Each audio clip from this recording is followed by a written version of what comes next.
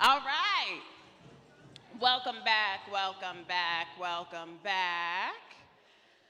Super excited to have you all back. How was dinner?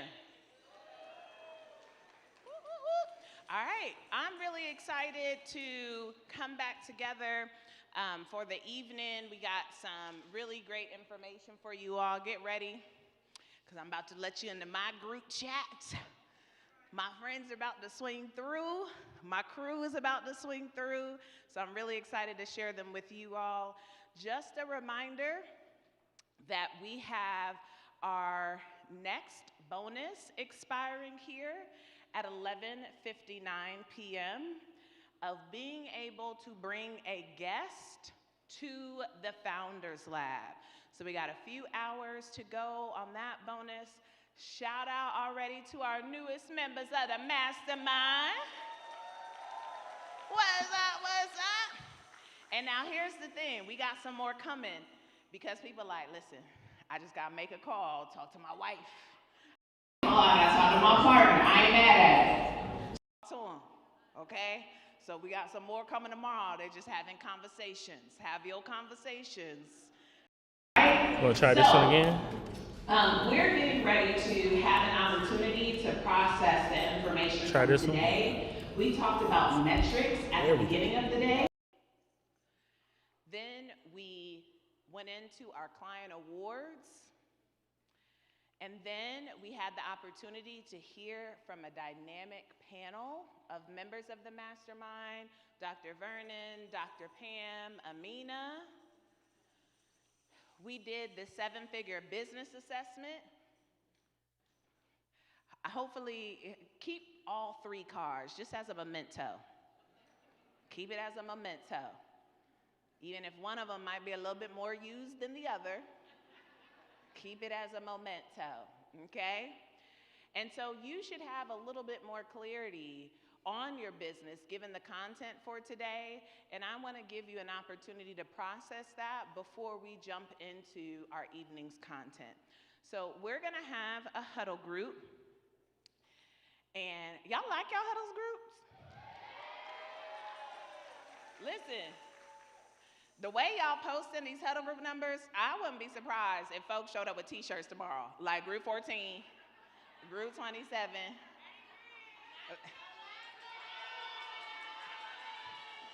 Okay? Okay? Listen, next thing you know, we're gonna have a little chance, okay? So you got one more day to get your huddle group chant together. So that way, if you need to call and find each other, you know what I'm saying, you can just say your chant. So we're gonna move to huddle groups here in a second. And I want you to have the opportunity to process what's your takeaway from today, because we also heard from both Latrices, where Latrice Lyle taught a dope session on acceleration techniques when it comes to revenue. And y'all, the way she broke that down with examples made it super clear. And what I loved about her session is it made clear is that if you lock into your identity as a founder, you're gonna start to see business strategies everywhere. You'll see it everywhere. If you lock into it, you'll actually see it here at the hotel.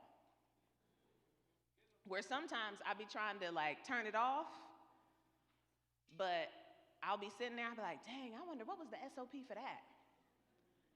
Because literally everybody is doing the same. Oh, I wonder what their training is for that. I wonder what their onboarding is. How did they get feedback if somebody wasn't on point, right? So she gave those examples that makes it clear that entrepreneurship is all around us and you can absorb those lessons if you're paying attention. And then Latrice Claiborne taught us about email marketing. Listen, some of y'all need to ask permission. I was not aware that that was not clear. Y'all need to ask folks for consent, okay? Don't be out here spamming folks just because you got their email off of somebody else, off of a CC line of another email. Don't do that, okay? Get consent and permission. So we got a lot of content today, And what I always tell our folks in the mastermind is every time I go to any type of in-person learning experience, particularly when it's multi-day, I'm always focused on what's the one or two strategies. Like you're gonna get lots of information, take lots of notes, but what's the one or two strategies, the one or two plays that I can run? So it's great if it's a mindset shift, but give me like an action tied to that, all right? So let's just take about a minute and a half to process your biggest takeaway, and therefore what action are you gonna prioritize? We'll get some thinking music here for about a minute, minute and a half before we move into huddle groups.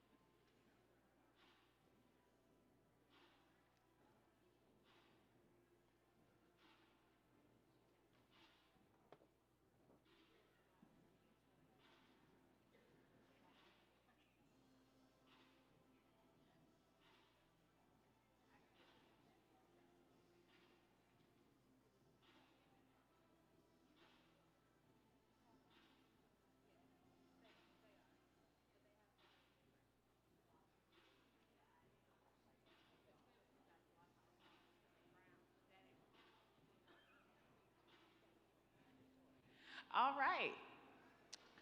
Here is a reminder of where our huddle group locations are. Let's go ahead and have our huddle group leaders go to your location.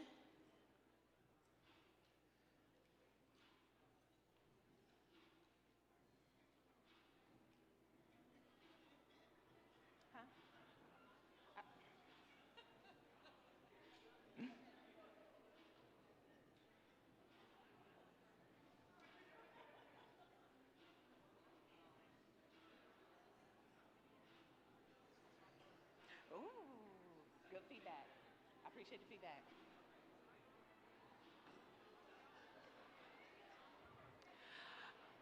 All right, when I say go, you are going to find your huddle group leader. Remember our rule. If your huddle group leader is at the bathroom or they're getting their last bite of dessert, somebody is the substitute, okay? Identify a substitute. Go ahead and go to your huddle group leader.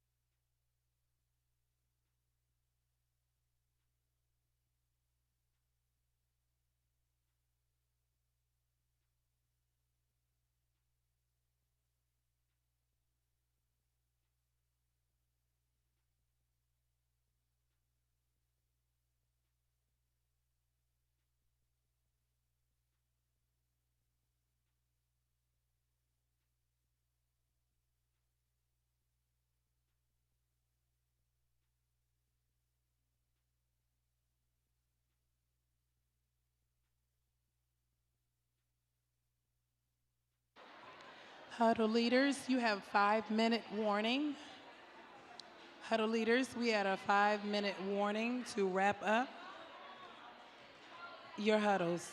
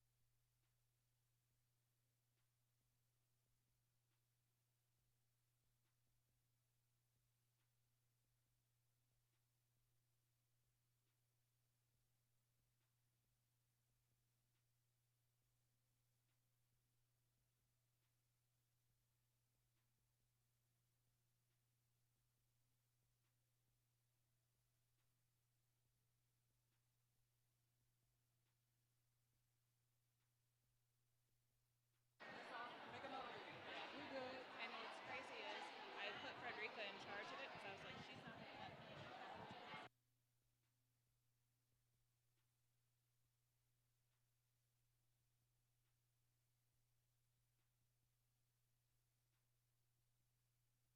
Huddle leaders. All right, huddle leaders, so we can start wrapping up our conversations and make our way back to our seats so that we can continue with this evening's session. Again, we're asking all huddle leaders to wrap up your conversations at this time and make your way back to your seat so that we may begin our evening session. Counting down in 10, 9, 8, 7, 6, 5, 4, 3, 2, 1. All right, huddle leaders, we must return to our seats at this time Thank you so much. Oh, I heard.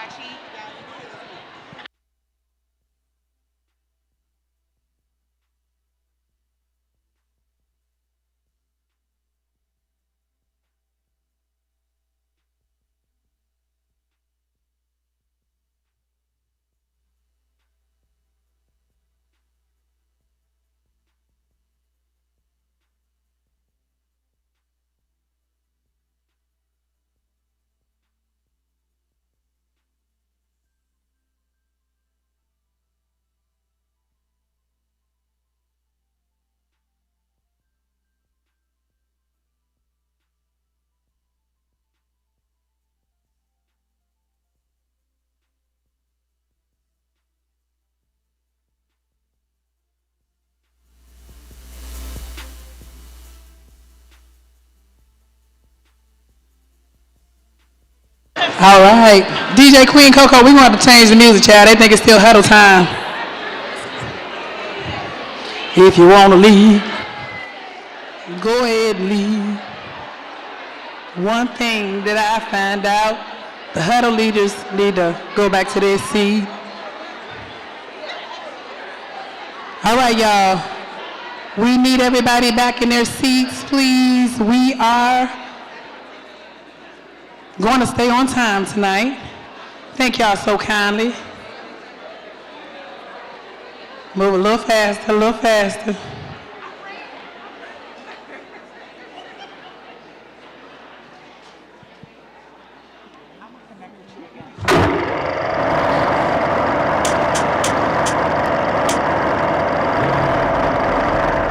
Hey, my name is James O'Neill. I am from Charlotte, North Carolina, the QC, and my business is Mastery for All, and the educational consultant side of my business deals with 6 through 12 math teachers and their instructional practices as they educate black boys in the classroom. Since being here, the thing that has shifted for me is what to do next. And so I knew that this would be my last year in the classroom. But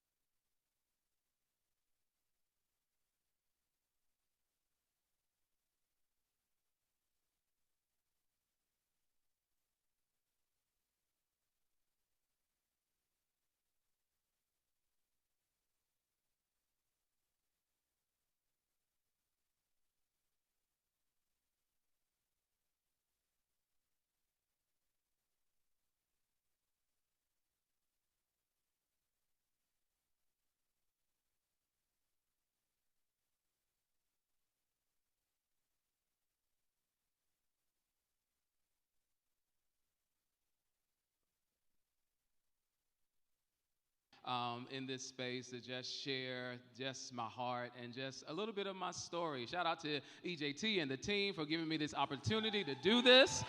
And so I'm excited just to give y'all just a piece of my story. So you saw the video, and I'm glad they showed the video in the mastermind, and I'm so glad they showed it in the mastermind because I was a wreck. So I'm glad they did not show this before I came on stage because I'd be like, and that wouldn't be, y'all wouldn't be able to understand anything that I'm going to say.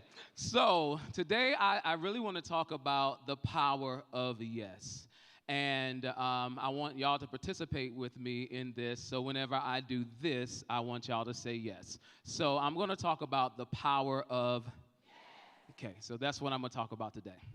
So 3 years ago, I was here in Atlanta, and I was waking up Saturday morning to go to day 2 of SFE.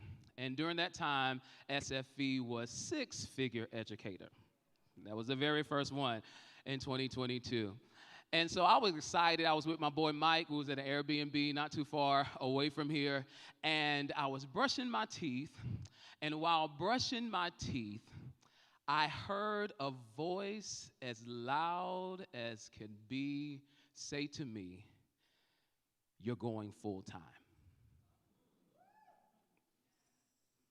As I looked in the mirror with the toothbrush hanging out the side of my mouth and drool from the toothpaste oozing down the side of my face, I mustered up the strength to say, "The devil is a liar." There was no way that James Earl O'Neal Jr. from Little Town, Belhaven, North Carolina, was about to go full-time in a business that I didn't even have fully together. At that time, I was planning to go to be a math facilitator because at that moment, they had been asking me for the years at the district level, "Why are you still in the classroom? Come on up, come on up." And I was just like, I just love teaching. I just love the kids. I just want to be where I want to experience love and do the thing that I love. And I had a plan to say that I was going to leave the classroom and go up and do that role and just work my business on the side. That was my plan. But that day, I told God, and I gave him my second yes. And to understand that second yes, I really have to take you back to the first yes. So previously, while I'm sitting in the mirror looking at myself, I had been teaching for 14 and a half years, and I was a good math teacher. I love teaching math. I love teaching math because I had a chance to see kids transform from this negative math identity to this positive one. I had a chance to hear kids talk about, "Oh, is that easy?" I had kids to say, "Man, Mr. O'Neal, I thought I was going to get 100 on this test," when they were failing the previous year. I saw kids transform, and I wasn't just a regular old math teacher. I had been one of the highest math teachers, or the highest performance math teachers in Charlotte-Mecklenburg school system. Shout out to the QC. Not just in that school's district, I was one of the top math teachers in the state of North Carolina. Shout out to the NC. And 2021, I was a finalist for the Presidential Award of Excellence in Mathematics Science Teaching. I knew how to teach math. I loved math, and I just loved being in the classroom. But I was so adamant of sharing the story that I was just vocal about, I believe our kids can do math. And so one day, an opportunity came to me for me to be at CMS, and they had a teacher talk. And in their teacher talk, it was very similar to like a TED Talk. And you had a chance to share your story with all other educators in the district. And so I wanted to share the story of the power of expectations. Because I knew that what I was seeing in my classroom wasn't because I was working harder than other people. It wasn't because of that. It wasn't because I knew the content, and all those things are great and they're good. But I knew that I had a different expectation for my kids, unlike what I saw other teachers have. And because of that, it spoke to what I planned. It spoke to my classroom culture. My expectations spoke to the fact that I expected all kids to get it. And because I knew that math made sense when they didn't get it, I knew it wasn't their fault there was something that I had to do to present the lesson in a way that they could get it because I knew that they could. And so while presenting that day at Teacher Talks, after the talk, my superintendent came to me and he said, James, I want you to now take this message and I want you to come back and present this to our back to school program. And at the back to school program, my superintendent had this idea to bring all the teachers and CMS together and we would come to celebrate to go back to school. And so I had a chance to talk and share this story with thousands of teachers. And then on that day, a CEO from a nonprofit was there with her staff, and everybody say, set up. The staff came to me, and they asked me, hey, have you ever thought about facilitating content for other nonprofits on behalf of them as a subcontractor? And I was like, well, what? I didn't know you can actually do that. I never knew this world existed. I was just a teacher and just teaching math and just got on a chance to go on the stage and share my story. I didn't know anything about this world. And it was like, yeah, and it's in line with math and it's aligned with equity, and we really want you to do it. So I ended up getting the job, and I learned there was a different world out there. I learned that this whole thing about there ain't no money in education was a lie.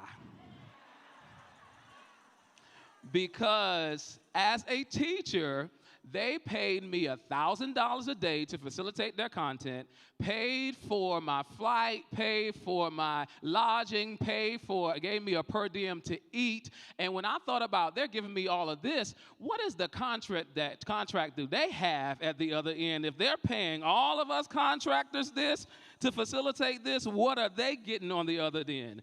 And at that moment, I was like, I'm in teacher luxury.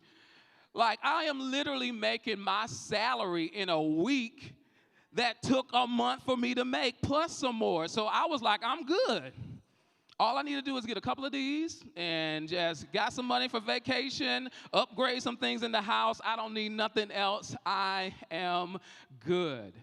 But there came a day where everything changed for me. While facilitating that, I also had another job. Y'all know how we do. We hustle, we hustle, we hustle. I was working for a nonprofit, Profound Gentlemen, whose whole purpose is for the retention of black or male educators of color in the classroom. And while working for them, they got an invitation from EJT's team to get some of us to come to a webinar. Everybody say set up. And so I was like, yeah, I want to go. She's talking about, black business and building educators to be consultants. And I was like, yeah, that's what I needed. And so I ended up going to the webinar. And while on the webinar, EJT started talking to her about the framework and about freedom and about you ain't got to quit your job. You can do this and still make money and look at the dream of your life. And I was like, oh, this is what I've been praying for. Like, this is the answer. And then on day 2, she got to the pitch. I didn't know I was going to be pitched. I didn't know she had a program. I didn't know none of that. I was like, ooh, I'm learning about this work and then this information. And she got to the pitch, and she said what the price was. And all that God said, all that I know this is time, all that this is what I've been praying for went out the window. And I said, the devil is a liar. There is no way I'm about to invest 5 figures in anything. I've never invested 4 figures in myself, let alone 3, like outside of going to college, you know what I'm saying, you know how we do. But I've never done anything like that. And so I was like, maybe I heard God speak to a future me, and that future James was going to say yes, and this ain't the time. But if you know anything about the EJT system, that sequence, that nurture sequence, is going to nurture you. And if there's a yes inside of you, you're going to end up saying yes. And so I got to the 7th day, and I drug my feet, and I said, I think I'm going to say, and this was my first yes. And if I take you to the mirror and take you to the moment where I heard that voice, I knew it wasn't the devil. This was the 2nd time I ever heard this voice so loud, crisp, and clear in my life. I said it was the devil because I was afraid. And so I finally got myself together, and I came to the Saturday session, and when I showed up, I was annoyed. My boy Mike was like, maybe you just need some space. Like, maybe you need to be by yourself, because I was so frustrated with the fact that I can't believe I heard this. I had a one-on-one with Danielle McGinnis at the time, shout out to Danielle, who was the operations manager, and I sat down with her in the back, and I said, Danielle,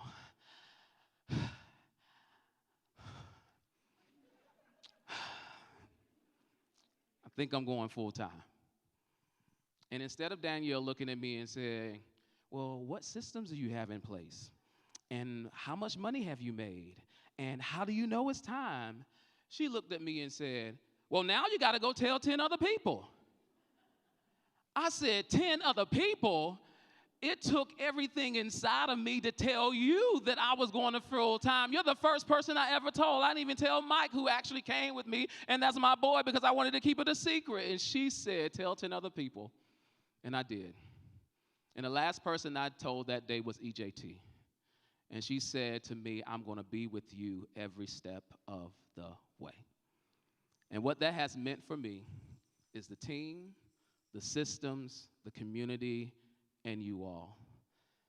I had 9 months to prepare to go full time straight from the classroom into June 10th, 2023, where Mastery for All would be on its own. I'll be lying if I said that this walk that's ordered has not have its set of obstacles. One of the greatest obstacles that I have ever faced is me. You know, the devil has a good way of making you believe that what he's telling you is the truth. And for years, he told me, nobody cares about you, James. Nobody wants to hear your voice. You'll never be able to lead anybody. You're not chosen. And the very thing that God was calling me to was the counter narrative to that narrative that I had believed for years. And the way I got over that was community. Community has been the factor to make the devil be a liar in my life. You know why? Because I get to bounce my ideas off of Dr. Pam. I get to hear that Dr. VJR, Vernon, has gone off and done amazing things. I get to bounce my ideas off of Aaron. I get to be like, you charging what for what? You doing all of that what for what? I get to have people that see my story and question me about asking me where I've come from, and I get to share and then build the confidence that I'm actually doing the right thing at the right time. Community has been the thing that has caused the devil to be a liar.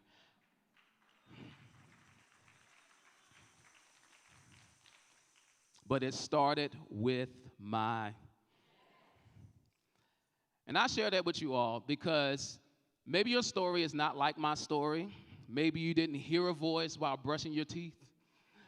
Maybe you didn't call God the devil in the moment.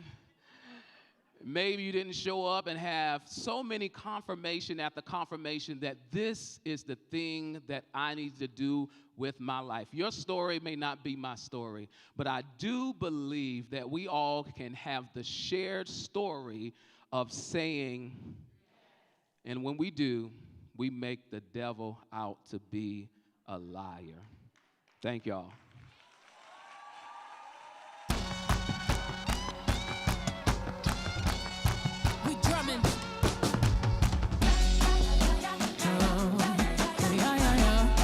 Y'all give it up for James O'Neal Jr. Play my music again. P-E-Y-I-N-C-E. All right, y'all. Y'all feeling all right? Repeat after me. If anybody deserves to be a millionaire, it's an educator. All right, well, what's better than one millionaire? How about three? All right, now, getting to the next level requires elevated faith, mindset, strategy, and community among other things. And it's so much better to do when you have your friends with you. Now tonight, we get to hear from Dr. Erica's friends, and we get to share their stories, their experiences, which has helped them to build and grow their seven-figure or soon-to-be seven-figure businesses while remaining business besties. So in just a moment, we are about to hear from our next panel. What was one of the messages that you feel from James's session that you're going to take with you from this day forward? Saying yes to what? Saying yes to what? God.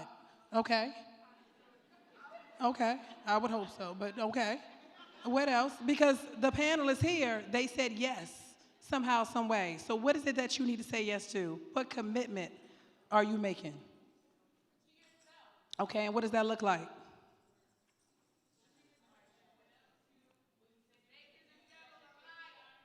And how, or you make the devil a liar by showing up? Okay, what else? Investing in yourself. How? And community. What else? How are we saying yes? Running the play. What's the play? What's the strategy? What are you going to tell others about your business and what you're doing? So what is your business and what are you doing? Yes, please. Is the microphone available for her? This is an opportunity. We're creating the space to say yes, right? Because we're about to hear from 3 of Dr. Erica's friends, including herself, who said yes. And it's all about community. This community said yes. They'll be there in a minute. But I want this community to say yes or figure out what they need to say yes to. Yes, ma'am. Oh, I'm sorry. I'm doing Dr. Erica's thing. Can y'all turn that mic on so we can hear? Hello? Okay. Hi, my name is Jamila F. Bashir. I'm from Philadelphia, and I'm the owner of the IEP Coach, LLC. We focus on supporting special education teams, teachers, and paraprofessionals so they can thrive in their roles and keep their school out of litigation. Okay. And is there anything you need to say to the community outside of? I am just gonna run the plays that I heard all weekend. Like there's a little bit of everything, and I could take back to just implementing what I'm doing. Okay. Thank you. Thank you. Thank you for using your voice and showing up for yourself. Anybody else feeling the mood? Anybody? It's your opportunity. Let's take it. Remember, he was afraid. I heard him in the story saying he was afraid, and then he finally got the courage. Yes. Good evening, everybody. I apologize. I'm giving y'all a little Barry White with the voice. I lost my voice this week. But I am Ashley Broadnax, the CEO and founder of Crowns Up Learning, where I create educational materials that intentionally feature people who are Black, brown, abled, and disabled. Excuse me. Thank you. Put the mic up so you can adjust it so you don't have to lean down. There you go. I was about to do karaoke. There you go. Okay. But in my services, I support out-of-school time programming, so before and after school care, summer camps, fall break, things like that, to bring education to those settings so we can make the most of that out-of-school time. But because I push my services so much, I don't often talk about my products. So just in our huddle groups, I talked about my products this morning. In the What's Next breakfast, I talked about my products. I've already made some sales just from having 2 conversations. Wow. So really quick, very simple. They're affirmation flashcards. Like I said, all of my stuff features people who are Black, brown, abled, and disabled, so our children can see not just themselves, but the world around them. But in addition to having an affirmation on the front, each flashcard on the back has the definition of that affirming word, as well as conversation starters. So more than them just saying, I am ambitious, I am productive, what does it mean to be that, and how do we have conversations around that? This can be used in your morning meetings, in your SEL time. This can be used in transition time. at home, in the classroom, or even community centers, church, whatever you. My social media is at Crowns with an S, Crowns Up Learning. Crowns Up Learning. Again, I'm Ashley Broadnax from Nashville, Tennessee. Thank y'all. Y'all give it up for her. And we actually need friends like you, and we're gonna bring our friends up to the stage now, okay? We'll have more time to talk tomorrow, so y'all make sure y'all come to the mic tomorrow. So let's go ahead and bring our panelists. Y'all ready? Are y'all ready? Say yes. I can't hear you. Say yes. Well, up first, 2 registered nurses, who are also sisters, co-founded a multi-million-dollar enterprise that has revolutionized the senior care industry, which includes adult day centers, personal care homes, and non-emergency medical transportation, to name a few. Please welcome the founder of Innovative Senior Care Consultants, Ishonda Wright Blue.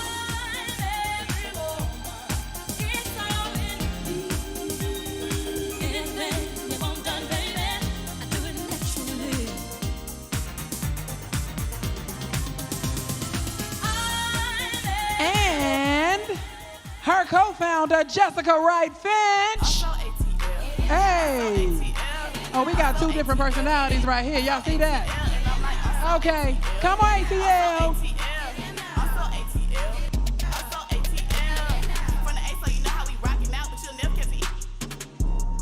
All right.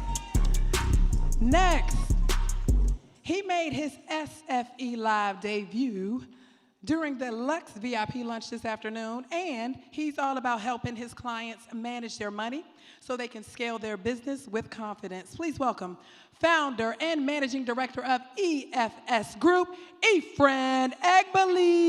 Come on, homie, we major. We major? Come on, homie, we major. We major. Come on, homie, we major. We major. Come on, homie, we major. I heard the beat and I ain't know what the right first line should have been.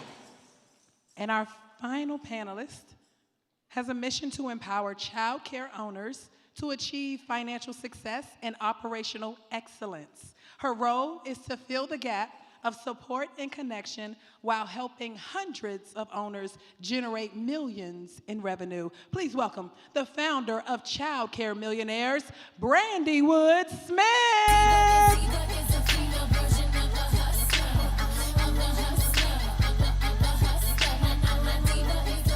Right. Y'all give it up for our panelists. They look good, don't they? Give it up for our panelists. These are Dr. EJT's friends, y'all. Y'all know back outside with her gang is the one with the plan. Y'all give it up for Dr. EJT. I be outside with my gang. Chunk your gang if you gang. I be outside with my gang. I'm from the deuce, the boat. The bigs, the 8, the 9, I'm from the deuce, the boat. The bigs, the 8, the 9, I'm from the deuce, the boat. The bigs, the 8, the 9, So, I don't know if you heard me, but I said, don't my friends look good? You know, birds of a feather, honey, birds of a feather. So I first off just want to express gratitude to each and every one of you for taking your time out to be able to pour into our audience here. And so each one of these folks runs a multi-7-figure enterprise, and so they made time to be here. And to be clear, none of them live in Atlanta, okay? To be clear. So I just want to say thank you to each and every one of you for making time in your very, very busy schedule to be here. So here's where I want to start. Let's start with a little rapid fire, just so that way people can get context overall in terms of who's on the panel. Okay, so raise your hand if you've been in business for 5 or more years. All right? Raise your hand if you have W-2 employees. Raise your hand or keep your hand up if you have more than 5 W-2 employees. Keep your hand up if you got more than 10 W-2 employees. 15, 20, 25, 30, 40, 50. All right. So when we get to team, we got some experience and expertise on the panel, okay? Raise your hand if you have ever invested more than 5 figures in your learning. Raise your hand if you have invested more than 5 figures in your learning more than once within a year. All right? And raise your hand if you have ever made a decision out of fear. Okay, so let's talk about it. Let's have a conversation. So let's first start with Ephraim. So Ephraim, if you could just talk to folks, first tell folks your location, where you representing, and talk with folks, just give with folks a little bit of an overview of how long have you been in business and what is the problem that you solve in your business. So how's everybody doing tonight? So I'm Ephraim, CPA based out of Houston, Texas. I have an accounting firm called EFS Group PLLC where we help our clients manage their money so that they can scale their businesses with confidence. Have been in business since 2009. And I shared this story earlier, but there was only about 30 people in the room. So I'll share it again. How many of y'all remember the economy that we were in before this one? All the way back in 2007, 2008, 2009, right? So that was a crazy time for me because I just came out of college. I was working at a big accounting firm called PricewaterhouseCoopers, and I was there for like 2 or 3 years. And then I got a call from one of the managing partners that was like, we gotta let you go, right? So I was on the market for 6 months trying to find my next job. Couldn't find anything. I was going on interviews. They were saying, we like you, we want to bring you in, then I wouldn't hear from them, right? And so one day I just woke up, I said, I'm going to start my own business, right? And I started doing taxes for people, and I had a location, and it grew to where we were doing 800 to 1,000 tax returns a year, right? And so a lot of them were small business owners. And so they kept telling me, Ephraim, we like what you're doing, but we need more from you. Is there any way that you can help support our small businesses? Right? And around that time, I started seeing commercials online and on the TV that was saying TurboTax, right? They were saying, like, if you have someone do your taxes, you're crazy. Taxes are so easy to do that you can do it yourself. You would be a fool to pay someone. And that was when I knew the writing on the wall was close to, for me, if I stayed in that lane, right? So I pivoted to working with small businesses. And so we helped them to manage their money so that they can scale, right? Because if you don't manage your money, just like in your personal life, then it's hard for you to stay in business. So good. All right, Brandy, give us an overview of, I'm not even going to call it your business, I'm going to call it your ecosystem. Give us an overview of your ecosystem. Hey, cousins. All right, my name is Brandy Wood Smith, and I'm an educator just like you, 26 years in the game. So I started out in the classroom at 19. I graduated from high school at 16, and I loved to teach. But I did not love the way we were compensated. And so similar to Dr. Erica, I went into administration, and I felt a call to do more because I was seeing our Black and brown children just be grossly underserved. But it took me 7 years to follow my dream to open my own first private school. Now we've opened 5. We're in the Houston area, and Ephraim is my CPA. But from there were other center owners. We do childcare, and we go up to first grade. We have certified teachers, and then we just have practitioners. We wanted to expand, but we had nobody collaborating. Nobody was really telling us what to do. And so I did a lot of contracting with school districts coming straight out of the classroom, transitioning to my business. But then I got into the business, and we were serving, thousands of kids and childcare owners all over this nation.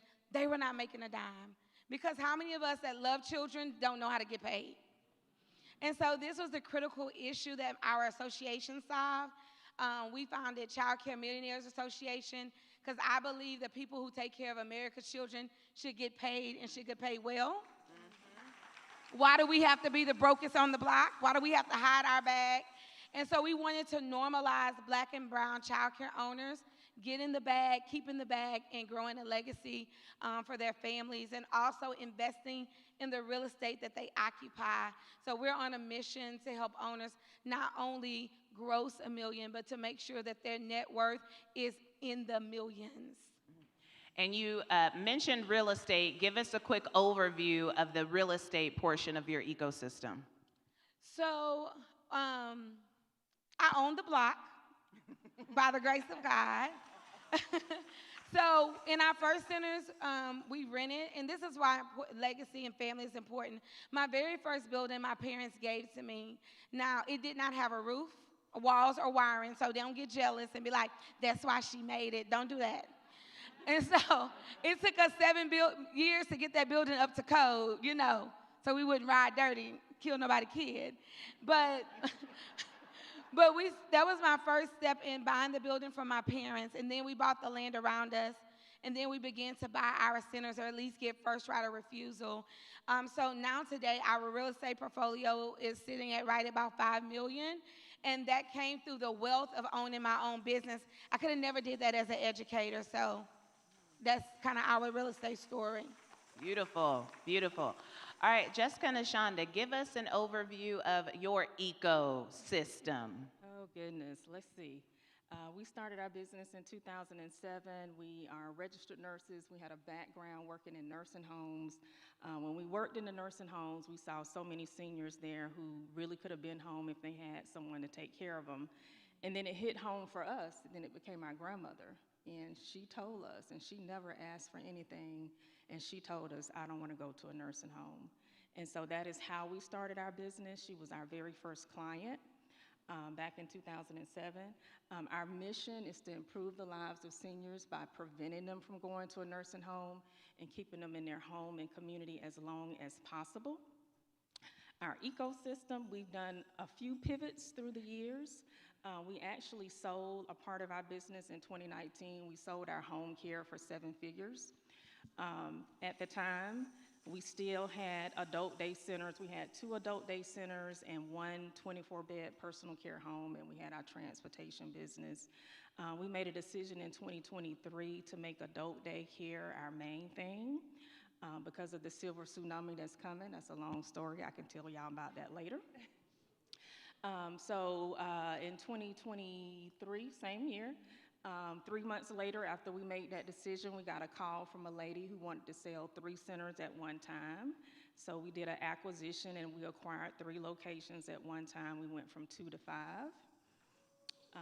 Yeah, that's a long story too. And the next year, 2024, we made a decision to franchise our adult day model. So we are the first Black-owned female franchisors of adult daycare.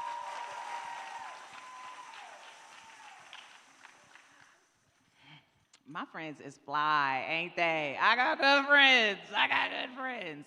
Okay, so I want to frame and open the door for a 7-8-figure conversation, okay? Because we could talk 7 and 8 figures. So I don't want to talk about VAs right now. I don't want to talk about how you found your first hire. I want to talk about 7-8-figure strategy and conversation because we have a panel that's qualified to do that.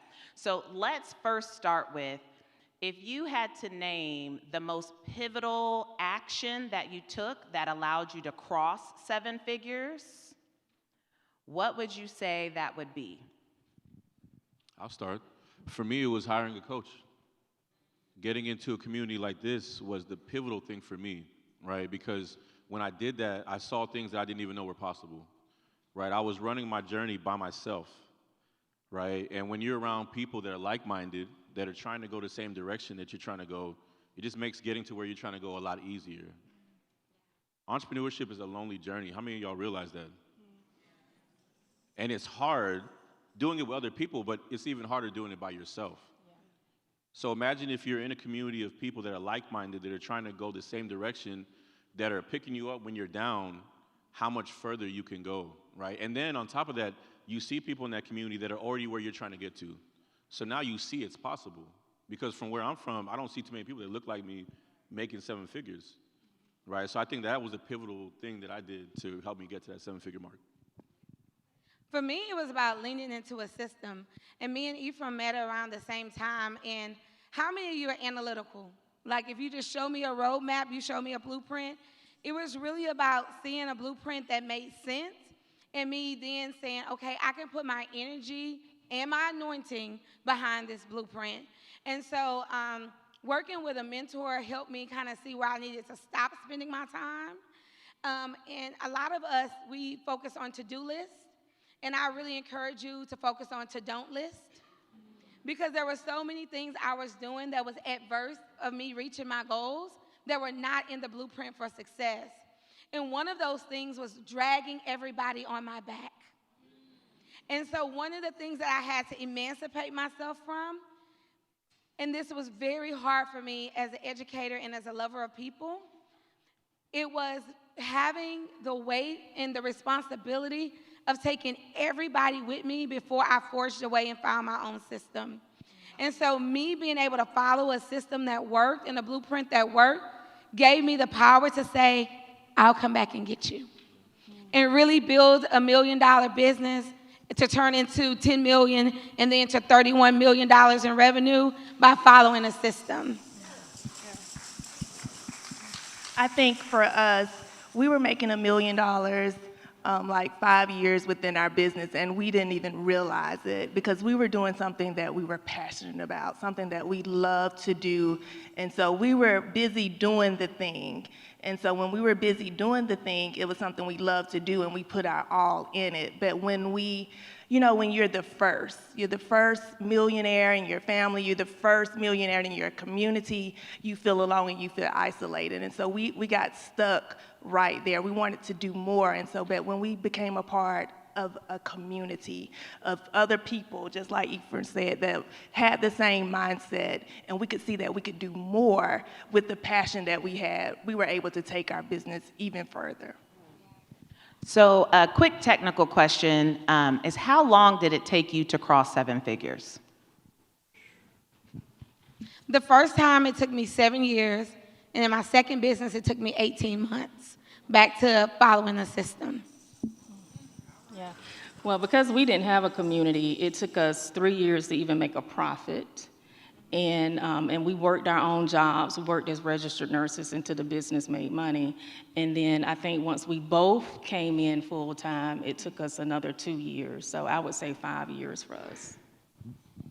Yeah, it took me about 12 years to get there to that $1 million mark, right? Like, there was like a 5-year span where I was making the same amount of money every single year, right? So I hit a ceiling, and I was like trying to figure out, how do I bust through that, right? How do I get to that next level?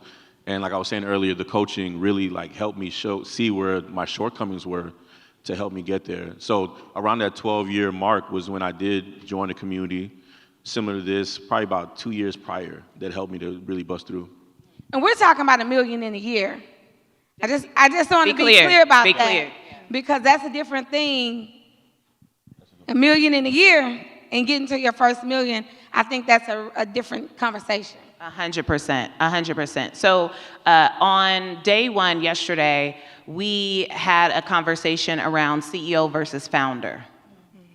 And a significant part of that conversation where we define a CEO as an important role, and it's technically still a job, right? Versus a founder, I actually say a founder is a lifestyle. And a founder, you have built a system that in a business that doesn't require your presence day to day. And the conversation that we've been having that I think is an opportunity, or I'm curious for you all if this has shown up for you, is like it requires you to give up control in your business when it comes to hiring other people, allowing other people to make decisions in your business. And so I'm making an assumption, and tell me if I'm incorrect, that it might have been difficult to give up pieces of your business. And if that's correct for you, how did you work through that? I'll speak to that. First of all, I didn't even realize all the stuff that I was doing in the business. And we met a coach, and the coach really helped us work through it. But when I started unpacking all the stuff I had been doing, because we had been CEO and COO since 2007, I had about 5 jobs I was doing. I ended up hiring 5 people. Yeah. So I spent last year really trying to replace myself, and now we finally got a team. We got someone over HR, now we got someone over marketing, now we got someone over operations, now we got someone, like somebody over all those pieces that I was doing, and now I feel like I'm ready to scale. Like I think that was what's holding us back from scaling. For me, it was realizing that the people I was hired, I was given control, they were making revenue, right? And so it was a mindset shift of these people are not an expense, they are ATMs for me, right? And I'm willing to hire someone who's gonna generate revenue, and I'm willing to give control if they're well trained, if I see the benefit. But a lot of times when we're first growing our company, we see that next big hire as how I'm gonna pay them and me, right? Not realizing that anytime we have that critical role, the first thing you should ask yourself is how are they gonna pay themselves? And so every time I need a critical role, especially when I'm giving up control and power, my first question is, how are they going to help multiply the revenue in this business so they can tow their own weight, but also move the agenda of the company forward? And that really helped me, take it from an expense line to, no, I'm making an investment in my business. And if I'm gonna invest in them, I need to let them do their job.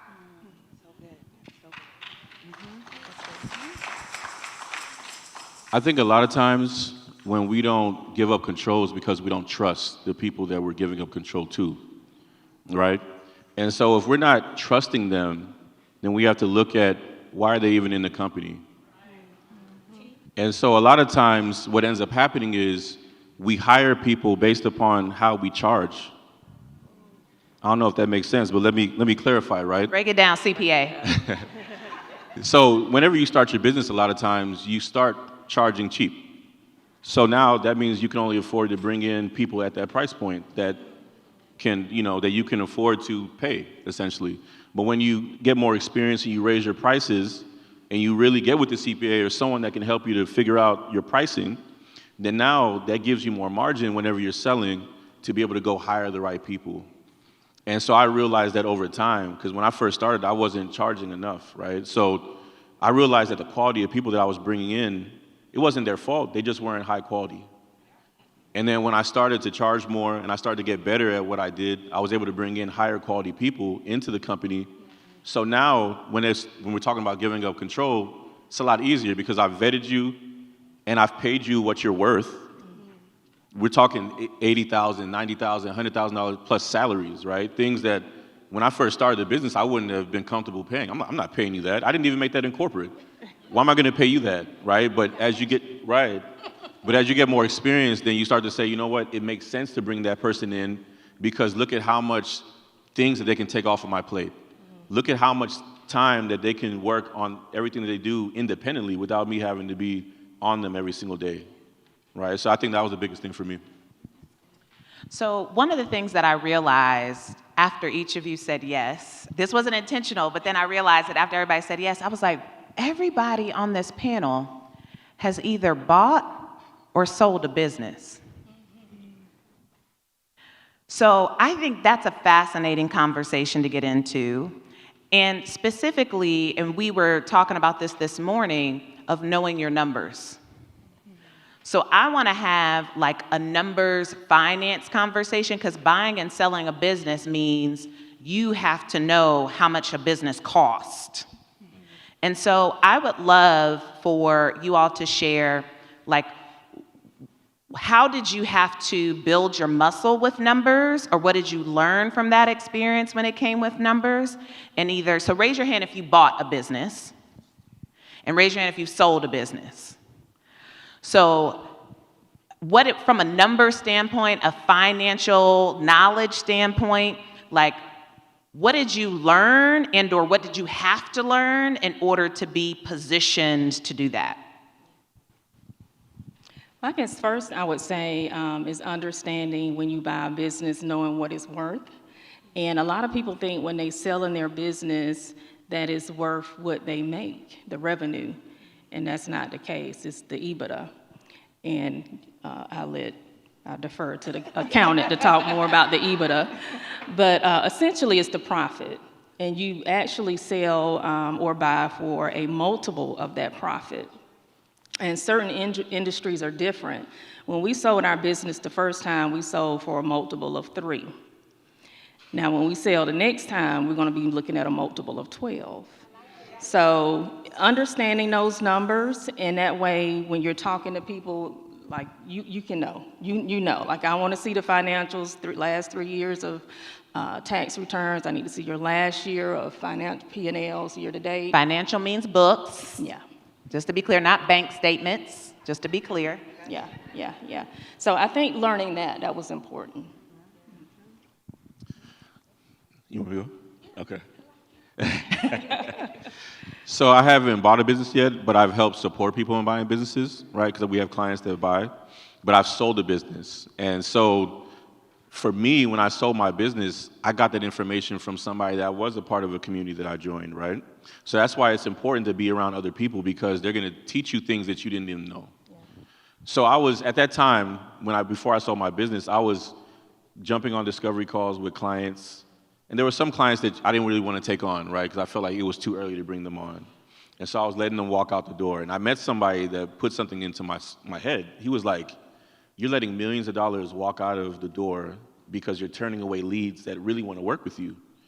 Why not bring them in, and you can put them in LLCs and then sell them, right? And that's what I ended up doing. So I put certain clients in LLCs and I would sell them, but we would actually retain control, because the business that I sold for $200,000. And it was a business that was making $80,000 a year. So I was able to sell it for almost a 3 times multiple, right? Because it was very high profit. So a lot of times you got to look at your financials to see, potentially what you are going to sell it for based on the margins, right? The profit. But one of the things that I was also able to do with that deal was, it was a bookkeeping business. So what I was able to do was retain the ownership of doing the books. So even though I sold the business, they were hiring me to come back and do the bookkeeping for them. He a gangster. Come on. You a gangster. So it ended up being a passive business for them where they do nothing and we do all the work, right? So that's an opportunity for me that I didn't even think was possible until I had conversations with people who've been doing it for years. Ooh, that's good. So, I like to buy money. Yeah, I love money. It loves me. I have a good relationship with it. And it's harder to build a business from zero than to buy a business that has revenue. And nobody taught me that. I thought we had to go for broke, build it from scratch, That's what I always thought. But we bought childcare centers, we bought laundromats, we bought salons, we bought real estate. Some of the businesses we didn't want or even keep, but maybe we wanted the land that it was in. But we bought a childcare center in May. A lady called me May 1st. I was in the childcare center by May 6th. Because I want you to know that there are baby boomers right now, and they are getting rid of their business, and some of them will just let it go, right? And then there are people who just are scared of the market, and so they don't feel like that they want to be comfortable. They don't want to stay in the market. So right now, you can buy a business on clearance. Say clearance. Clearance. And so her business was probably worth $200,000, but I'm a light-skinned gangster. And I offered her $35,000, and that included her staying on for 6 weeks to run the business while I gave it time. And this was a business that will revenue me $500,000 just on the first year. So some people want to get out of a business so bad, or they have a partnership that's so bad. And listen, I'm not trying to heal you. I just want you to give me the keys and go ahead and give me the clients. But there are really great business deals, especially in the education space, because a lot of people are exiting certain sectors. With that creates a window of opportunity for you. And so I want to say, just remember, you can buy money. And it's nothing like going into a business and you make the money the same day. Who does that? I do that. I like you, fast learner. So how much money is the most that you've spent in your learning? What's the most amount of money that you spent in your learning, and how long did it take you to make the decision? At one time.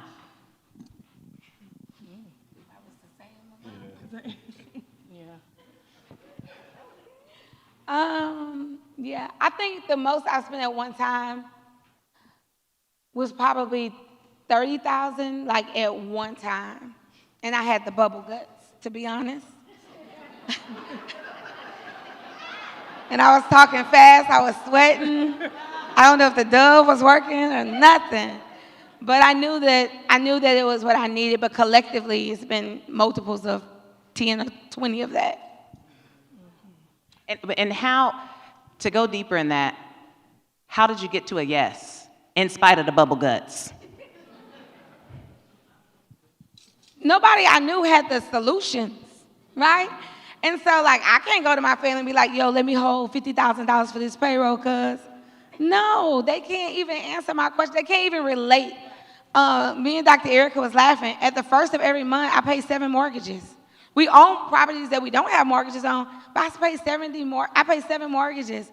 You know, I pay $200,000 in payroll between all of our businesses.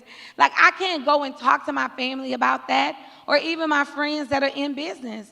And so if I need to conceptualize around what I need to do, I need to put myself in a room where somebody has already done that. I mean, like, I'm making a week what I used to make in my annual salary. Nobody could teach me how to do that I knew. So I knew that I need to go further to get the information that I needed, if that makes sense. 100%. Yeah, it was a no-brainer for us, you know, because we were doing B2C selling, and so we wanted to do B2B selling, and we knew nothing about it. And so, well, we know what we need to go to someone who does know something about it. And so we invested in someone who did online selling and things of that nature. And so we saw that as something that would take our business further. And so we started coaching and consulting, and that became a 6-7-figure business because we invested in someone who was doing it. And so we learned and we put that system in, and it reaped benefits for us. Here's what's interesting. I don't know if y'all picked up on it. Nobody said buy a book. Nobody said, I went to YouTube. They were like, there was something that I didn't know. And I mean, we've only heard from Jessica, Nashonda, and Brandy, but they said, I need to go find somebody who's done it. So I just wanted to name that out loud because that is the trait of 7, 8, 9-figure business owners. They understand that money loves speed, which means I have to find the answer quickly. I ain't got time to read the book. I will pay to spend a day with the author. That's what that means. Ephraim, did you want to add before we move forward? This year I've spent $75,000 on coaching. And the reason I've done that is because, like I said earlier, there's times in your business where you're going to reach roadblocks. And how do you bust through that? Do you try to figure it out on yourself, or do you try to seek help, right? And so for me, before I spend money, I do research on that person, right? I attend certain, let's say, intensives or things that they're doing. I read their books or anything that I can see online. And then based on these things that I'm gathering from them, I'm like, if that little piece of information you gave me is that powerful, imagine what else is on the other side once I invest that money, right? And then I'm also thinking about, okay, if I can go into this community and learn this one thing, what will it do for my business? And how quickly will it help me get to where I'm trying to go to in my business? Instead of me trying to sit there in these communities and try to figure out, okay, let me make sure that I do everything that they're offering. No, what's that one thing that's going to really push me forward and push me through? And then once I get through that, there's always going to be another roadblock, and then you keep investing, you keep investing. Another thing too, if your coach doesn't have a coach, that's a problem, right? If your coach isn't learning from somebody and they're not able to bring back information, that's a problem, right? So you want to invest in somebody You want to invest in someone who's always going to be bringing you back more and more information that you can use in your business to grow. All right, we're going to open it up for Q&A, so if you got a question, go to the mic. As we get folks transitioning to the mic, I want to do a little scenario. So let's say tomorrow, somebody gives you $50,000. What would you do with the $50,000 to flip it and make more money? If someone gives you $50,000 tomorrow, what would you do to flip it and make more money? Can I take that one? Yeah. I would buy an asset. So we started making 7 figures in 2013? And then, but everything we operated, we leased. Like, we didn't own anything, we were leasing. And when we got ready to buy our first property, because we had outgrown the facility, we went to the bank and he looked at our numbers and he was like, oh, y'all numbers look good, but you don't have any assets. Therefore, we cannot loan you any money. We had a 7-figure business and we couldn't get a loan to buy an asset. And so we left that day saying we got to change this picture, and we immediately went to the property that we were leasing and asked the owner, can we buy it? And this is a building we went in that was probably worth $40,000 that we rehabbed and operated over 7 years. He sold it to us for $185,000. That's one thing. And so anyway, from there on, we started buying everything that we operated. We have a $10 million real estate portfolio. And I think that's made the biggest difference. But if I got $50,000, I'll use that as a down payment on an asset. I love it. All right, let's go to the mic. What question you have over here? So for Ephraim, and I have a question for Brandy too, but I wanted to know, like, when we're So starting... I'm sorry, let me frame questions. Yes. So name, question, one, one person. Okay, got you. Ephraim. My name is Shania Elder. I'm a special education advocate in the Houston area. And so I wanted to know, I love seeing y'all, by the way. So I wanted to know, as a business owner, like, I'm on E-Scale too, right? And I made about $16,000 in my business last year. What would you suggest as an accountant, like, why do I need you? How do I even get, because in our minds we think, well, we didn't make that much, so how are we gonna be able to have someone who can help us in what you do, accounting and bookkeeping and all those things? What would be your best advice for someone at my level? You're probably going to be surprised by my answer, but I'm going to tell you that you don't need me right now. Okay. Yes. And the reason I say that is because you need to be focused on making more and more money in your business, right? Right. Because before you hire, think about this, right? If you hire an accountant, they need something to account for, right? Right. Yes. And so that's what her question. Well, and so I knew that before I came up here, but I'm like, in accounting, what are we supposed to be doing at this level for ourselves? Right. But I'm not opposed to, like, you can always hire someone like myself on like a one-off consultation type of thing. But like, your main focus should be on how can I make more revenue in my business to get to that 6-figure mark. And then that's when you say, okay, it makes sense to hire an accountant on a monthly basis. Okay, thank you. Beautiful, beautiful. We'll go right over here. Hello, my name is Sharon Hudgens-Beck. My business is Destiny Educational Consulting, and we help early childhood providers with training, coaching, consulting, technical assistance to help improve the quality of their programs. My question is for my child care millionaire, Brandy. Hey, cousin. Hey. So something I learned today is recommending a bonus with our offers. And I have an offer coming up because I must get into the academy this year. And so I wanted to ask you, what type of bonus could I offer to owners and directors of child care programs that would be attractive and make them want to buy? I'm so happy you asked me this question. Great question. Listen, and I want to say, listen, let's collaborate, because I believe there's enough for everybody. Let's go! People are having sex every day, so we get new babies, baby. Okay. So listen, one of the things I think about when I'm creating bonuses is I think about what do they need before me and what would they need after me. So most childcare owners cannot afford a marketing department. So maybe you can hire someone that can build you some marketing assets, because we know enrollment is changing. Our owners are, hurting with the government shutdown. So I would try to offer them something that would be focused on them creating more revenue and something that they could not afford themselves, but something that you can build that's perfect, that's scalable, that everybody could use. So that would be the first thing I would think of. But always think of what can they not afford by themselves or may not invest in that you can add as a bonus that's not included in your regular program. Yeah, let's talk. Thank you for my yes. Yes. I love it. All right, Jareen. Hey, I'm Jareen with Tangerine Behavioral Consulting. I am a board-certified behavior analyst, so the problem that I solve is supporting parents and educators around positive behavior supports and building their capacity and empowering them to support children in their classrooms without needing to get a BCBA to do it or get someone else to do it.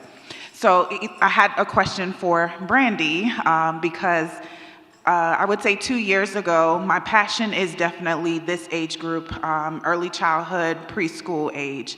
And I said to myself, in 5 years, I'm going to open up a preschool. So my one question is, what would you say is needed in order to either acquire a child care center? I don't want to be the teacher, but I absolutely want to have I got your question. I'm going to answer. You got me? I got you. First of all, you qualify, so you can really change that 5 years to 5 months if you wanted to. It's really up to your level of faith. The second thing is being a BCBA, you can do it several ways. You can just open a traditional center, but there's so much more money if you can open up an ABA clinic, because it does not even require the same licensure. Yeah. And you can make, on average, instead of making $800 to $1,200 per kid, you can make $8,000 per kid per month. And so find me afterwards. I'll give you the tea on that. But I would say that I would definitely take some classes and look at my state regulations, but you're already qualified because of what you already do. I got you. Yeah. Thank you. You're welcome. Oh, that's good. Mia Michelle. Hey, hi, I'm Mia Michelle, and I have Reedy Rose Academy, and Brandy is my coach. And she also helped me get out of my Reedy Rose Academy, and I transitioned that into my daughter so that I can go to my true love, and that's why I'm here. So my question is to the sisters, which I love that you guys are sisters working together, because I've always thought that that child care and the seniors can really work together, and there's a model that I have in my mind about those because I know that they're lonely and all of those things. And so what would you say, how do we get into that, to be able to merge the two? Because I would love to do an adult center as well as a child care. Yeah, so there are actually models out there that do that. We haven't got into that yet, but there are models. But I would say this, one of the things that we're seeing that we're starting to get a lot of is a lot of special need adults. So we have it's a special waiver for them. We just admitted 6 this year.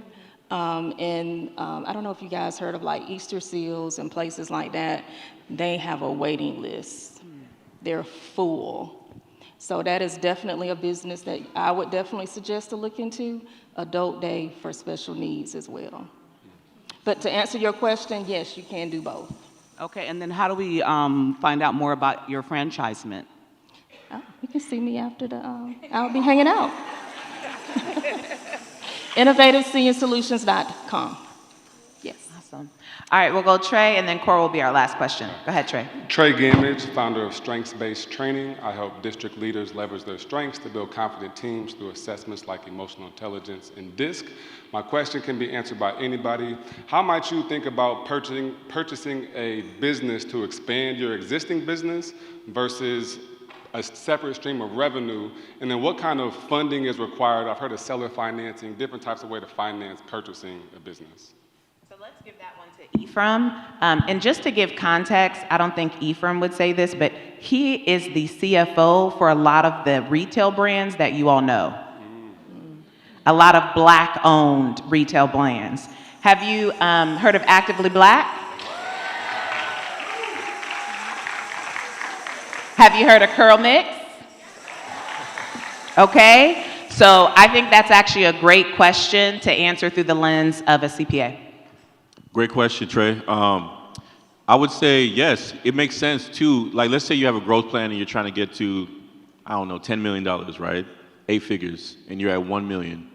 You could continue to sell one by one each of the contracts that you're selling, or you could speed that up by acquiring a business in the same space and merging it with what you already have, right? So imagine having a growth plan like that where you are going out and you're acquiring 2 to 3 businesses a year, and now you're merging it, and now you're taking over the business, and you already have your systems and processes in place in your current business, so now you're literally just putting it over in these new businesses, and you're bringing on the new team to come and merge with your culture.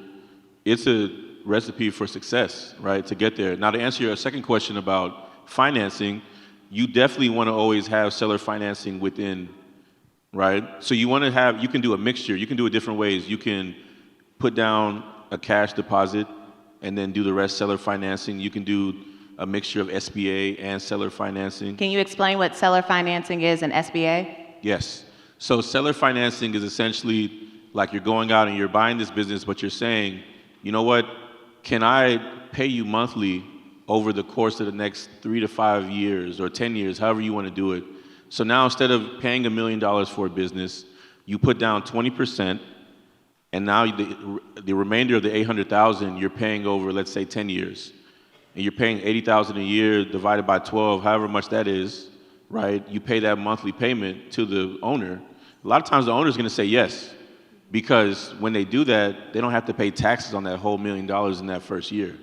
They can spread that tax payment out over time, and then literally it's like if you win the lottery, how many of you would take the lump sum over a monthly payment? There's a lot of people who would say, you know what, I'd rather take the monthly payment, so now I can have a residual. I wouldn't do that, but there's a lot of people who would, right? I want my money too. But so you'd be surprised what kind of negotiations that you can do, right? You never want to go into a negotiation saying, oh, this is not going to happen. You want to go in there throwing different things on the table, and then if they say no, then now you have a counter, but you're thinking through everything before you go into that room, and you'd be surprised what you come out with. And then SBA is essentially, it's a government-backed loan, right? Who all remembers the EIDL loan during the pandemic? That was essentially an SBA loan that everybody was taking, right? So you go through the application process. It's a long, strenuous process. One of the things they're going to ask you for is your financial statements, your bank accounts, all these things, your tax returns, and then they want a business plan too, and then now they approve you, and now you pay the government back every single month over the course of 30 years. So that's an option for a lot of people, because that's a pretty popular one that a lot of banks are pushing for people to buy businesses as well. All right, Curl, last question. First off, thank you all for sharing your wisdom tonight. It has been wonderful. My name is Coral Zayas. I'm the founder of Beyond the Silos Coaching and Consulting. My goal is to help close the STEM equity and inclusion gap. My question is for Brandy. Brandy, you really talked about the ability to buy other existing businesses, especially as baby boomers start exiting the workforce. And very keen on what Dr. EJT has said, and you all have said about like being in the room with other people who have done this work before. Who would you recommend following along who's already doing that, in buying other businesses that currently exist, if that's something you're interested in, but have no idea where to even begin? So I don't want to throw out any names. The only person that I would kind of throw out, his name is Ace Chapman. But he buys businesses. To my knowledge, he's bought over 200 businesses. He buys and sells. But that's one of the people I learned to buy and negotiate from. But I will say, like, if you want to niche down in, like, to the education space, I would kind of search and find some people who are doing that.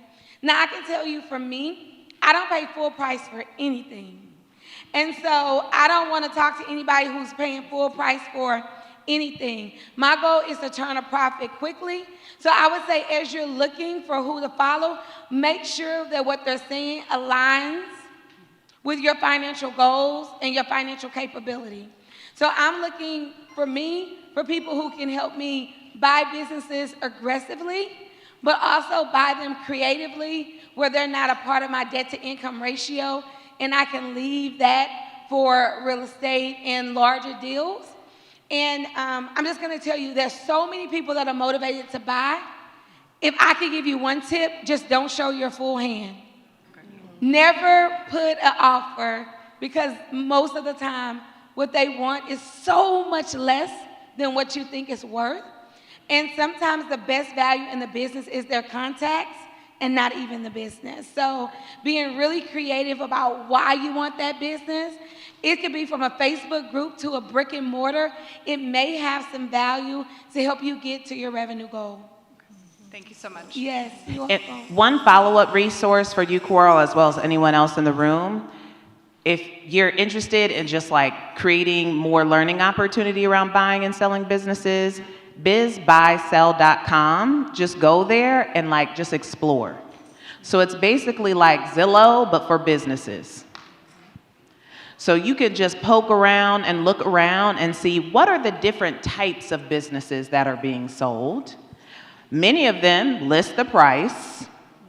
And so you can just start to build a little bit of your muscle and looking. And I got an alert set up for laundromats in Ohio. Okay? And so that's just a way to be able to start to expose yourself.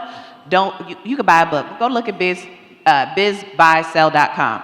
All right, I got two last questions, because Ephraim, you said something that made me think of a question. What's one tax strategy that you see 7- and 8-figure businesses leverage? Number one tax strategy that I see a lot of 7- and 8-figure businesses manage is real estate, right? Because with real estate comes depreciation. And when we say real estate, I want everybody to think bigger. Imagine buying a shopping plaza and putting your business inside one of the locations, and then now you have other tenants in that plaza that are paying you as well, right? And so now, if you buy, let's say, a building like that for $1 million or $2 million, the tax that the write-off is probably, let's say, $300,000-$400,000 because of a thing called cost segregation. So cost segregation is essentially a study that's done on your location, and they're trying to figure out what are the things, the equipment, and all the things in your building that we can write off and expense immediately, right? And so out of that, you get a lot of deductions off of that, and that could literally make you now a real estate professional, right? Because we know that as you qualify for being a real estate professional, that could literally wipe out your tax bill every single year that you're buying real estate. So that's a really heavy one for everybody. So tomorrow, we're going to have a real estate panel, and that is one of the reasons why, and I'm really excited. All right, final question for the panel is we have about a day left, and there are lots of people in the room who have the opportunity to be able to join us, and there's some people in the room who are in our community, and they have a decision to make in terms of staying. And so I would love for you all to give advice to folks, because here's what I know. It's fear. It's really being able to manage the fear, and fear sounds like oftentimes a financial piece of trying to figure it out, or time. Well, I'm in a doctoral program. Well, I'll be like, well, so was Vernon. Right? Well, my kids is going to college. Well, so we got people in the mastermind whose kids is also going to college. And so what advice would you give to folks who are in the process of decision making when it comes to their own learning? And it's might be the most amount of money that they've ever spent in their learning.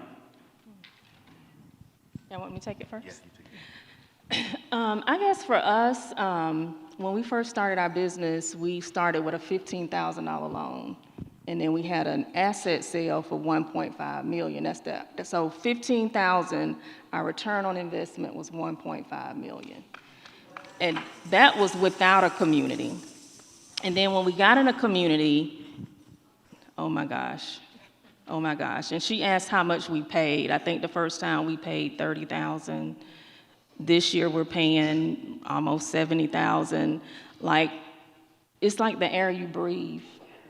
It's like we desire the knowledge, we want to get there quicker. Exposure, I said this one time on a talk show. I said, how did I say it about it? Exposure is a hell of a drug.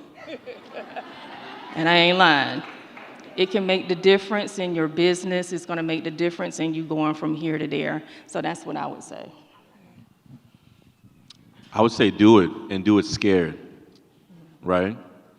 A lot of times, whenever we make a decision like this, it's going to help us to jump into action. Because it's good to come to conferences and leave like, oh, I learned something, I had fun, I met all these people. But what's your motivation for even being here in the first place? Is it to leave your job? Is it to stay at your job? Is it to support your family? Is it to be bigger than what you currently are? And so if you leave here not making that decision, now you leave here pretty much the same, right? Because we all know whenever we go back home from conferences, that high turns to a low.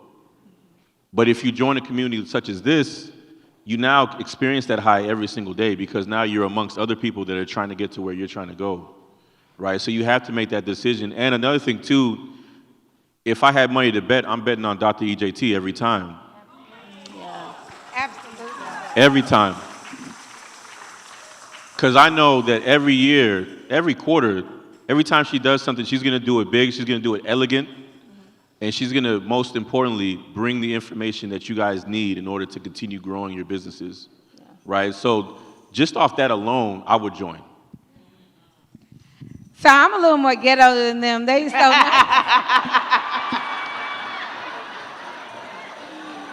Listen, I'm always trying to make $1 out of 15 cents.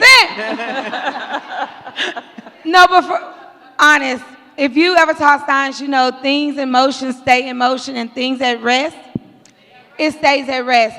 So there are a lot of people with potential that die with potential. I never wanted to be one of those. My dad died at 39. He was fine, he was great, but he died with a lot of hopes, dreams, and aspirations. And one of the things I promised myself in honor of him, that I would always live fully, and I would always live fully out. And this is the problem. You are going to go home and you're going to be changed. And you're going to try to explain this experience to somebody. You're going to be like, and they did this, and then we wobbled, and then we this, and then we that, and then, oh, and she had on shoes, and it was white, and it was... And you're not going to be able to explain that to anyone. So over time, you will lose motion. The point of investing in yourself is so you don't lose motion, but you gain motion. And that's what we call the flywheel. That your motion gets faster and faster and faster, and that you're able to make money faster and faster and faster because you stayed in motion. We all know somebody that started, and they started, and they started, and they are professional starters. Yeah. And I never want to be that. When my time comes, I want people to say, it is finished. Every time she said something, she finished it. Every time she showed up in an amazing way. She stayed in motion. She didn't give up. She invested in herself. So I asked you, do you want to be a starter or do you want to be a finisher? Because finishers keep moving even when it hurts, even when they're sore, I want you to think about it. Great athletes, they keep taking a shot. They keep taking a shot. They keep taking a shot. They keep taking a shot. They don't take the shot to become a winner. They take a shot because they know that they're a winner. And to maintain that position, they got to keep investing time. They got to keep investing money. They got to keep investing in a coach. So it's really simple. Are you a starter or are you a finisher? Where are my finishers? Don't be scared. It's just a declaration. Where are my finishers? If you're saying, I want something more from myself, you got to do something more for yourself. You're not doing it for her. I guarantee you she's going to go to Bali anyway.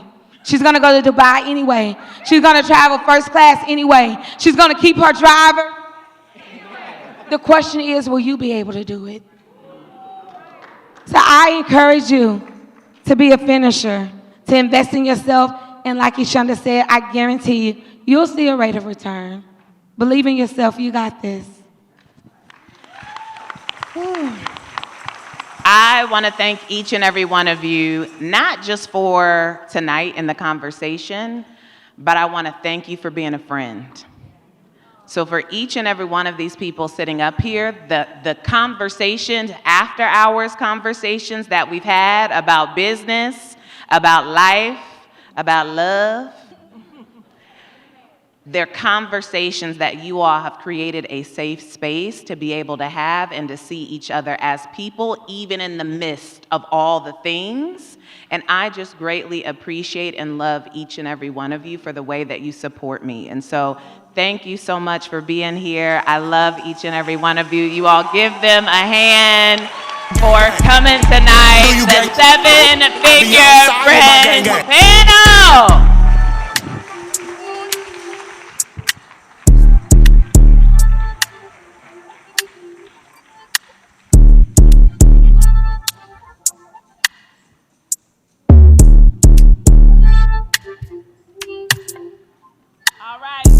Another round of applause. Thank you, Brandy. Thank you, Ephraim. Thank you, Jessica. Thank you, Ashonda. All right, so we are wrapping up day 2, and it is 8:56. We got 3 hours and now 3 minutes until our expiring bonus of the 2-day Founders Lab guests that you can bring. So here's the thing. We also have our bonus of the welcome dinner as well as the new client lunch that expires tomorrow at noon. And one thing that I want to offer up, because I know for many people, they just need a thought partner and they need some questions answered.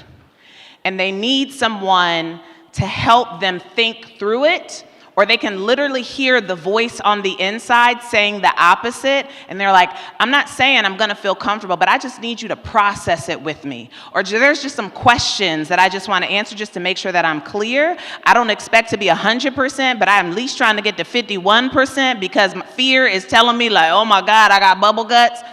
If that's you, me and my team, we are going to make ourselves available for a private Q&A when we wrap. And we're getting ready to wrap here in a few moments, okay? And so if you have questions about the mastermind, I'm going to ask that you just stay here in the ballroom.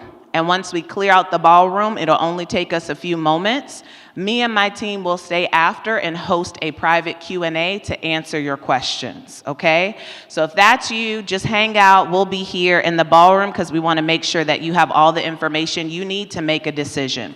We are starting back tomorrow. Tomorrow, I'm super excited because we are going to kick off the day with someone who I deeply respect. Y'all know I only bring hitters to my stage. My bar is high. I don't bring just anybody. You know what I'm saying? People be sliding in my DMs all the time, and I'll be like, no, I don't know you. I don't know you. I need a little bit more before I can even consider, right? So I'm super excited to bring someone who I deeply respect to the stage. Lamar Tyler is going to be joining us in the morning, who is an amazing, dope entrepreneur. He's going to pour into us in the morning. I'm excited to have our real estate panel.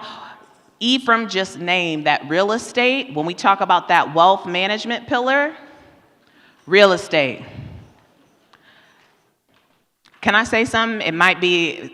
Somebody might feel some kind of way, but can I say it? I want us to buy real estate just as much as we start nonprofits, okay? Because one of them accelerates your wealth, the other does not, okay? So that is why we're gonna have the conversation tomorrow around real estate, because many of you have the desire, but you have fear because you don't have information. We're gonna break down the information with my real estate friends in the morning. Then when we come back from lunch, Alicia Little is going to hit the stage. And if you don't know, you'll find out tomorrow that this is the baddest chick when it comes to AI. So get ready. I recommend you charge your device when you come tomorrow so that way you're ready. and then we'll close out the day, and you all will, I don't know, you might need to sit at the bar afterwards, after we close out for a little bit. I mean, what you do is your business, but you might decide to sit at the bar a little bit, or maybe you go to the airport and you sit at the bar there. So we're gonna go ahead and close out. Team, any announcements that I missed before we break? Okay, the enrollment center is open. If you got questions or you like, let me go ahead and take care of my business now. Enrollment center is open. Our team is back there in the back to support you. If you want to engage in the private Q&A, go ahead and stay here in the ballroom, and we'll get started here in a few minutes.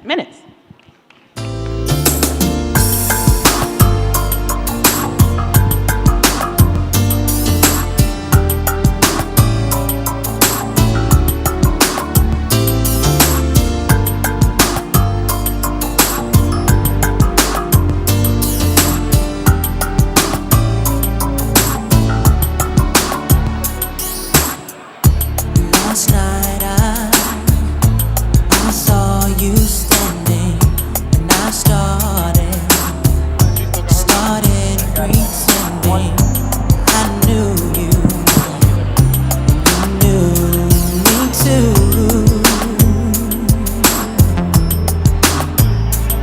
And just like a moment, you were too shy, but you weren't the only cause.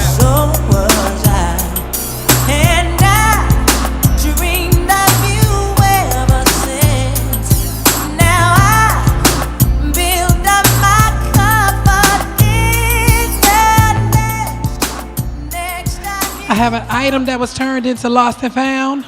If you are missing a Coach wallet with oranges on it, Lost and Found,